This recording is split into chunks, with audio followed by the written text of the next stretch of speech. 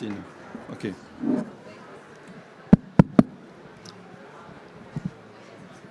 Good afternoon, everyone. So we'll start this demo box session. I am Jean-Louis Teboul from Paris, and I don't need to introduce you, Professor Michael Pinsky from Pittsburgh. And we'll talk today about how to assess arterial tone at the bedside. Can you turn on the slides? The first set of slides. Voila. Yeah. So I will start myself, and Professor Pinsky will continue. Just a question for you.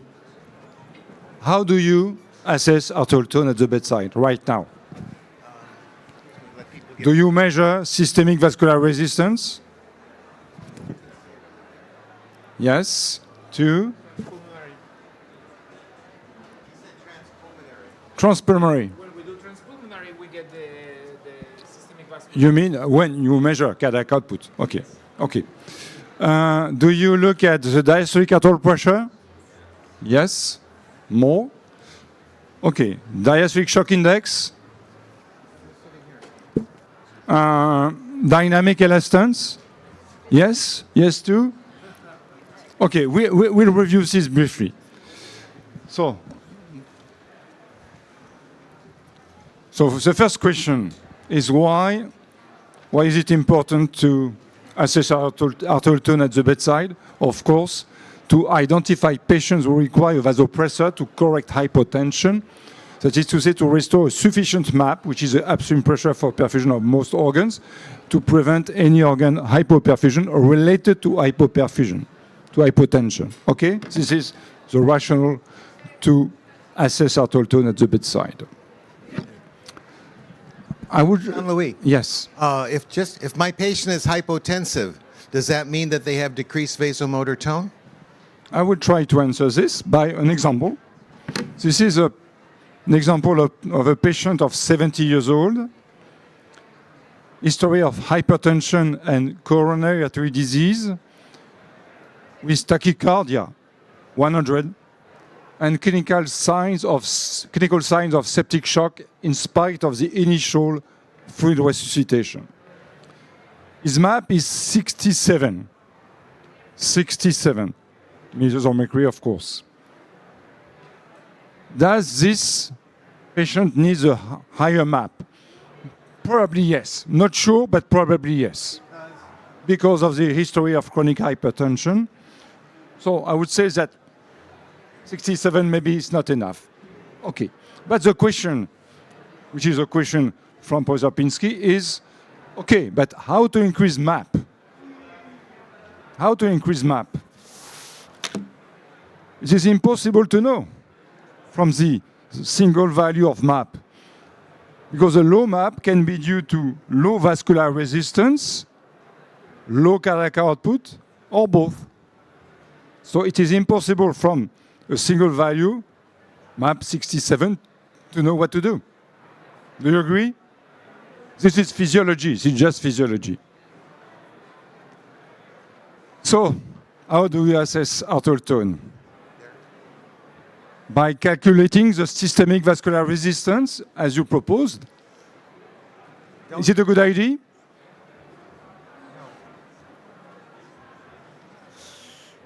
What is SVR, systemic vascular resistance? It equals MAP minus right atrial pressure, or CVP, divided by cardiac output. So, two major issues. First, measurement of cardiac output is mandatory, by definition. If you have no cardiac output monitor, you cannot, by definition, measure SVR. But the second issue also is important.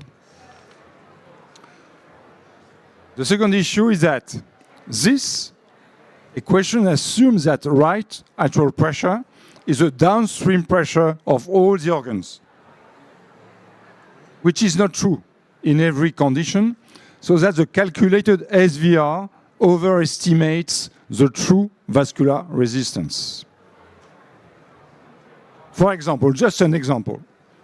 if intra-abdominal pressure is higher than the right atrial pressure, the flow in the abdominal circulation depends on the MAP minus intra-abdominal pressure difference and not on the MAP minus right atrial pressure difference. And if you give fluids in this situation and you increase the right atrial pressure and it becomes higher now than the abdominal pressure or some of the organ closing pressures, the closed vessels can be recruited and the calculated SVR can change independently of real change in vascular tone. Because when you recruit closed vessels, you do not vasodilate, you recruit passively. And therefore, SVR, calculated SVR can change, but the vascular tone did not change. For example, if I have a person who is in septic shock like this person, and they have right heart failure, and their CVP is only 8 or 6, and you give them fluid, and the blood pressure doesn't change, but the CVP goes up to 20, you will calculate that their systemic vascular resistance has fallen, when in fact it hasn't changed at all. Okay?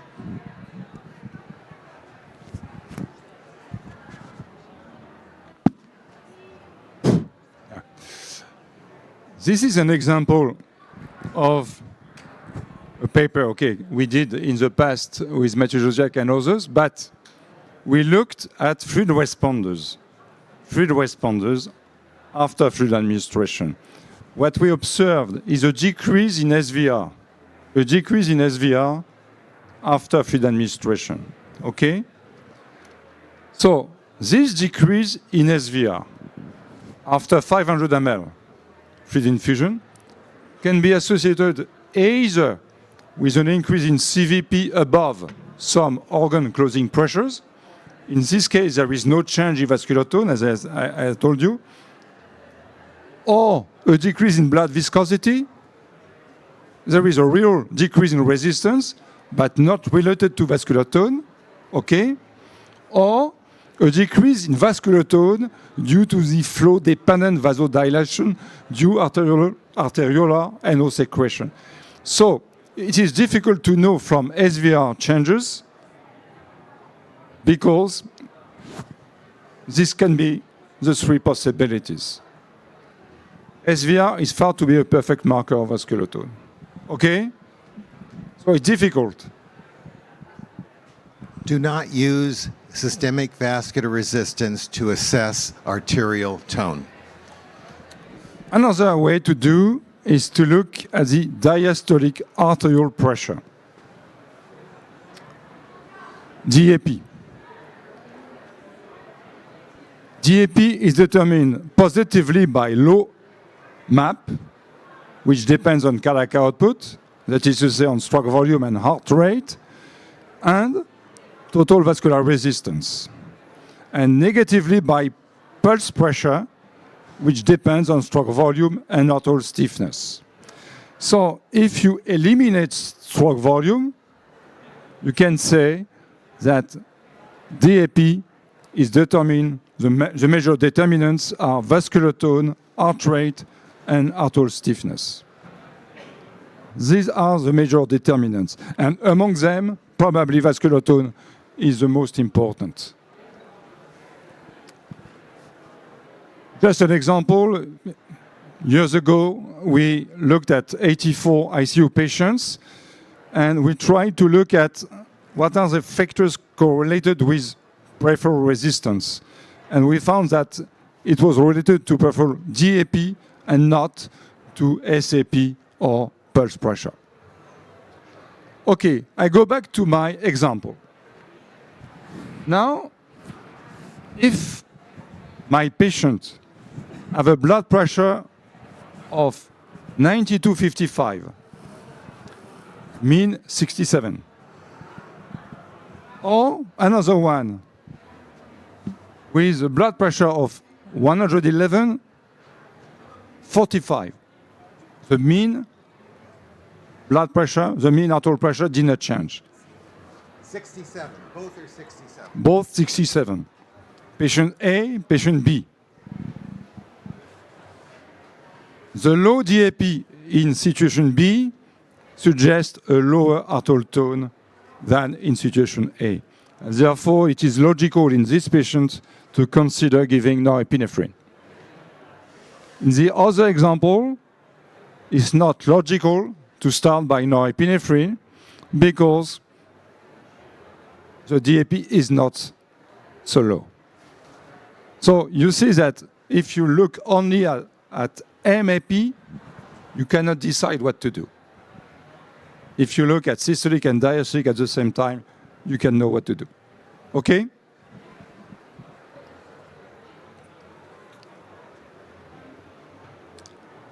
In septic shock patients, for example, we have very low values of DAP. This is a series of 145 patients we collected in my unit with Xavier Monet and others.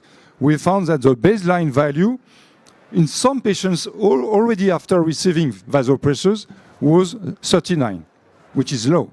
Is it consistent with the fact that septic shock is associated with vasodilatation? Okay? And when we gave norepinephrine in these patients, we increased from 39 to 52, increasing vascular tone, explaining why DAP increased. This is an interesting study by Ashish Khanna and co-workers in patients with septic shock, showing at the predicted probability of ICU mortality and showing that the breaking point for increasing mortality, below which mortality increased, was around 44. So just to give an idea of what is a low diastolic arterial pressure. What this means is that if you're worried that vasoplegia and septic shock is going to kill the patient, that a pressure of less than 45 is a marker of the severity of the sepsis.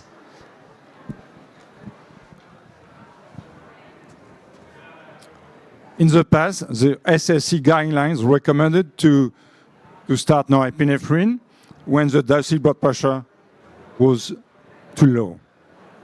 But interestingly, in the last version of the guidelines, you can search in the PDF version, you cannot find the word, the term diastolic arterial pressure. You cannot also find anything about diastolic blood pressure. This disappeared. And disappearance of low DAP as an indicator to start norepinephrine is not explained in the latest version of the guidelines and cannot be justified as physiology did not change from one version to another one. So what we're saying is still true. Physiology hasn't changed. So I am surprised, but I regret that it is not in the guidelines anymore.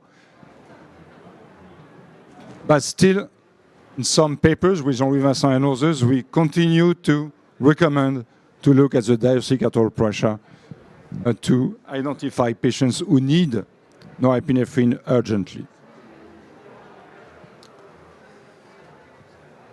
Maybe I will skip this because of lack of time to say that pay attention to heart rate when you interpret DAP.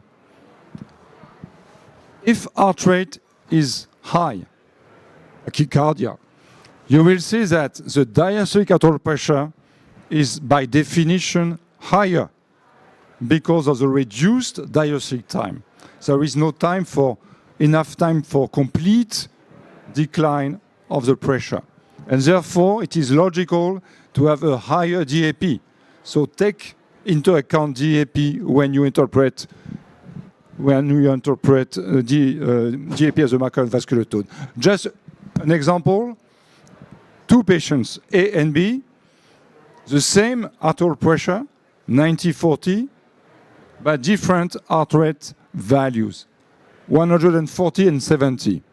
What do you think about the arterial tone in these patients? Equally depressed, more depressed in A, more depressed in B, or normal in both cases? What do you think? More depressed in A, they say. More depressed in A, yes, because normally it should be higher. Normally you should have more than 40. And if you have 40 in spite of tachycardia, it means that vascular tone is totally depressed. And in this case, you need norepinephrine or vasopressors urgently. As a matter of fact, the reason why tachycardia occurs in hypotension is to sustain the blood pressure by not allowing the diastolic pressure to fall. That's why tachycardia exists. Exactly. This is why it was proposed to use a diastolic shock index to take into account the heart rate value when you interpret DAP as a marker of vascular tone. A high DSI here indicates a low arterial tone. And it was demonstrated in this paper that diastolic shock index was a better predictor of mortality than heart rate and the other blood pressure derived variables. So maybe I will stop here. Okay. Can you switch to the other set of slides, the ones for Pinsky? There you go.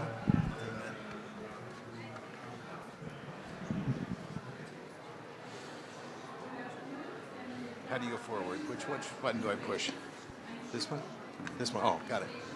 Okay, we did this already. So, first of all, this is a picture of a human being's arterial pressure profile from the left ventricle through the system to the veins to the right atrium. And as you can see, arterial pressure and mean arterial pressure doesn't change in your arterial circuit. You can use your radial artery catheter to measure mean arterial pressure. Do you do that? Yes, because it measures mean arterial pressure. If it's the same pressure as at the heart, it means that there is no vascular resistance between the heart and your radial artery, or the pressure would be lower. Yes or no? Okay, so all of the resistance, all of the fall in blood pressure is in the small vessels. And the reason that you have a high arterial pressure is to allow the small vessels to dilate or constrict as needed to maintain their blood flow proportional to their metabolic demand. So hypotension abolishes autoregulation. What is this critical closing pressure? In you and I right now, in the arterioles, it's about 45 millimeters of mercury, which means that if you were to take an arterial catheter in you and squeeze your hands quickly to stop all blood flow, the arterial pressure would fall to 40, 45 millimeters. That's your back pressure to flow. So the tissue driving pressure is that under normal conditions. Okay, it is not systemic vascular resistance. And if you were to look at the relationship in human beings between changes in stroke volume and changes in arterial pressure in a human being with a flow probe on the aorta during cardiac surgery, you can see that during general anesthesia, the critical closing pressure was 20, CVP was 2. Your driving pressure is only that. Okay? It's a vascular waterfall because on the other side of that critical closing pressure are the capillaries. They have a very low flow and a large capacitance, and the pressure falls from whatever it is on the critical closer to something like 12 millimeters of mercury, assuming you have a normal mean systemic pressure of 8, and then it gently flows from there. Okay? In fact, when we measured it in human beings, well, you need a Moss. If this was your arterial pressure flow relationship and this is your venous return curve, your critical closing pressure in our patients in cardiac surgery was 35, mean systemic pressure of 18. So the difference between the two was a vascular waterfall.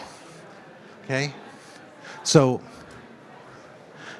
we have, Jean-Louis just described the diastolic pressure and the fact that if you're doing really fast, your pressure won't go down, and what if you'd allowed it to have a longer diastolic time, it probably would have gone down lower. Okay? And this is the diastolic shock index that he showed. For a constant diastolic pressure, if the heart rate goes up, there is an increase in mortality. So, for a constant heart rate, as the diastolic pressure falls, there's an increase in mortality. So they're interrelated. Tachycardia hides diastolic hypotension, but the two together you can't hide. Okay? If I wanted to calculate true arterial tone or elastance, it is the relationship between the change in arterial pressure and stroke volume. And if I wanted to increase arterial pressure in a person, if this is their left ventricular pressure volume loop, I have to increase the stiffness. And if I decrease vasomotor tone, I decrease arterial elastance. And importantly, it's hard to measure at the bedside, but I can measure the stroke volume and the mean arterial pressure. And if I were to progressively increase the stroke volume, the mean arterial pressure also progressively increases. And if I have a decreased arterial elastance, for the same stroke volume, I'll have a lower pulse pressure. And if I have an increased arterial elastance or arterial stiffness, for the same stroke volume, I'll have a higher pulse pressure. And this is not physiology, this is physics. This is the definition of things. This is true. So if the pulse pressure stays, it goes up or down for the same stroke volume, it's showing you that there's a change in tone. Why is that important? Because remember the patient that Jean-Louis showed you? If they were volume responsive in septic shock and they had the low blood pressure, if they had a decrease in vasomotor tone and you increase their cardiac output, because they have less stiffness, their blood pressure won't go up. But if they have normal vasomotor tone, such as a patient with hemorrhagic shock, who's hypotensive with a low cardiac output, just giving them volume, their blood pressure goes up. So in the person with normal tone, and they're hypotensive with a low diastolic pressure, you give them volume. If they're volume responsive, the blood pressure goes up with the increase in cardiac output and everyone smiles. But if they have low vasomotor tone, you have to start norepinephrine. And not only does norepinephrine decrease the time that the organs are hypoperfused, but it also prevents excessive fluid resuscitation. Okay? In fact, one of the ways that you can look at this is to look at the ratio of the pulse pressure variation to stroke volume variation, either spontaneous or positive pressure breathing, it doesn't matter. And the slope in you and I is between 1 to 1.2. But as Monish Garcia showed in septic shock patients who were volume responsive when he gave them fluids, only the patients who had an elastance greater than 1, meaning that the pulse pressure variation was the same as stroke volume and not lower, did the mean arterial pressure rise, and they knew it before they gave the fluids. And this is in septic shock patients on mechanical ventilation.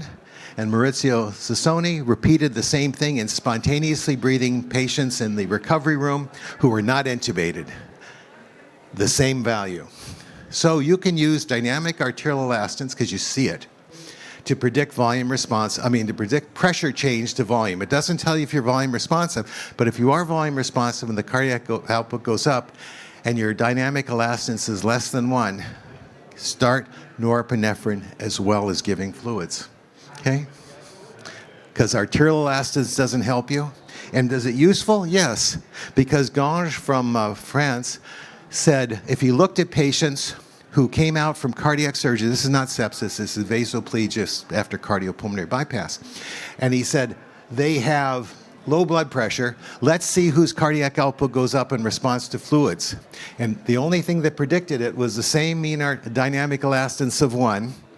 So what he did is in the next group of patients, he said to the nurses, they're on norepinephrine because they're vasoplegic after cardiopulmonary bypass.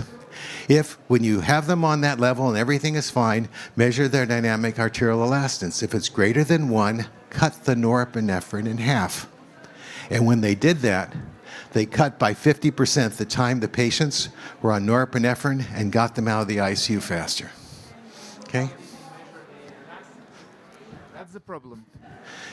How do you measure elastance? How do you measure the elastance? That's our problem. You measure it using a non-invasive monitor that measures pulse pressure variation and stroke volume variation, and that can be measured either non-invasively or invasively, depending on the company you want to use. There are numerous commercial devices available to do it, including non-invasive pulse in the finger or arterial catheter, the Gertinger system, the Pico, There are numerous ones out there. They're all FDA approved, and they've been around for over 15 years.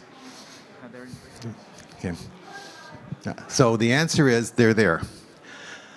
So in summary, arterial resistance is a misnomer. It's really arterial tone that determines the critical closing pressure. And that's what gets screwed in septic shock because of vasoplegia. Functional assessments of arterial tone, such as dynamic changes in heart rate and diastolic pressure, as Dr. Teboul told you, are central to this. And the diastolic pressure reflected to heart rate is probably the easiest thing for you to look at the bedside. If your diastolic arterial pressure is less than 40, remember I told you the critical closing pressure was 40? So if the diastolic pressure is already less than 40, you know the person is already vasoplegic. We use arterial elastance only in research purposes, but the dynamic elastance, pulse pressure variation, the stroke volume variation, it's available. It's listed on all of the massive monitors. You'll see them on the demos here. It's all there. Okay? Jean-Louis? Questions? We have 5 minutes left. Yeah. Patients with atrial fibrillation, how do you assess the elastance? In patients with atrial fibrillation. Dynamic arterial elastance works just fine in atrial fibrillation because it cares less about what's happening to the heart. If it's a small stroke volume and a big stroke volume, it'll cause a small pulse pressure and a big pulse pressure, and it'll still be along the same line. But the variability during mechanical ventilation? C'est le même. C'est le même. It is the same if you do mechanical ventilation. Okay. Only the changes are greater with atrial fibrillation, which makes it nicer because you get a bigger straight line. But it has nothing to do with the heart, except that you have to have a stroke volume. It's all the periphery, so it doesn't matter if you're breathing spontaneously or positive pressure for the dynamic arterial elastance, not for volume responsiveness. That is different. But for dynamic elastance, you can use that. Good question. Any other questions? Yes, ma'am. I was just wondering, in case we are not doing a MAP challenge, like we're just looking at the diastolic pressure and the patient is tachycardic, should we just simply do then basically a catecholamine challenge and see if the heart rate is reducing under it, or under what circumstances should we evaluate only the diastolic pressure? Are you saying I have a patient who's otherwise stable but they're tachycardic and I want to know if they're sick? No, they haven't. Like, for an example, the patient in the first example, should we simply see if the heart rate goes down under? Okay, so you have a hypotensive patient, they're tachycardic. What should I do? Is that your question? Without respecting the MAP, like we say with the mean arterial pressure doesn't matter. No, that's not at all true. Mean arterial pressure is the primary determinant of the upstream pressure for organ blood flow. It isn't the whole pressure, it has to be relative to the critical pressure, but if you don't have a high enough mean arterial pressure, you can't have a perfusion pressure for critical blood flow, and that value minimum is 65, probably 70, okay? So if you're hypotensive, that's a real deal. If you're not hypotensive and you're tachycardic, what is the question you would want to ask? Repeat that. If we should simply look at the diastolic blood pressure according to the heart rate without... Okay, so Jean-Louis, let's assume I have a patient that's otherwise stable, but they're tachycardic and their diastolic shock index is low, but they have a normal blood pressure. You have to consider everything at the same time. I mean, mean arterial pressure is important, as said by Professor Pinsky, because it is a upstream pressure for organ perfusion. This is a target. Your target is MAP. The diastolic arterial pressure is not the target, okay? Diastolic arterial pressure can help you to understand what is the clinical situation. Vasodilation versus non-vasodilation. If you adjust for heart rate, you have a better index of tone. That's it. But if MAP is okay... There's only two times... Less is more. There's only two times in which diastolic arterial pressure is important, independent of anything else. Obviously, if you have a dissecting aortic aneurysm, you want to keep the minimal the PDT of the arterial pressure down so you don't continue dissection. The second thing is coronary blood flow is dependent more on diastolic pressure than on mean arterial pressure, because blood flow to the heart or any contracting muscle only occurs when the muscle is not contracting. And for the left ventricle, it contracts in systole by definition. And therefore, in those patients, diastolic arterial pressure is closer to the input pressure for coronary blood flow. So if it is too low and you have coronary artery disease, you can get ischemia from that. But that can be easily assessed by ECG. 1 minute. Any other question? Yes, sir. Thank you. This may kind of bounce off her question a little bit. So, one of the sayings is to in septic shock, fill the tank before you give, before we started vasopressors. And I know we haven't said that in a while, but it's still. Yeah. But in this case, if you have a diastolic index greater than 2, would you give vasopressors before giving fluid? Not before. Same time. Not before, but with. What I care about in the resuscitation of a person who's hypotensive is to restore organ perfusion as soon as possible while treating the primary cause of the disease, of course. So if I can do it strictly with fluids, as in a hemorrhagic shock patient who needs blood, they don't need norepinephrine. The unit of blood, their blood pressure comes up, and you then resuscitate and fine. But when you know that they're septic, you'll be going 20 minutes an hour of hypotension before you get the mean arterial pressure up. And we know that after 15 minutes, we start to see acute kidney injury and altered neurologic function that's real. That's not fake. It increases mortality. And so the goal is to restore tissue perfusion pressure as soon as possible. And that was the logic of the initial study by Manny Rivers in his early goal-directed therapy. He didn't do it our way, but that was his entire logic. Last question, because. What is your take on patients in cardiac failure, where we sometimes strive to decrease arterial elastance in order to do after-load reduction, to have, of course, perfusion, but then sometimes they are quite hypotensive, but that's the only time that they're actually perfusing. Well, there's two things there. There's chronic cardiogenic shock and acute cardiogenic shock. In chronic cardiogenic shock, they can have a low pressure and have no elevated lactate. They just can't walk very far, okay? But they're not dying. In acute cardiogenic shock, the same blood pressure has not been adapted by the periphery. And so one has to decide in them.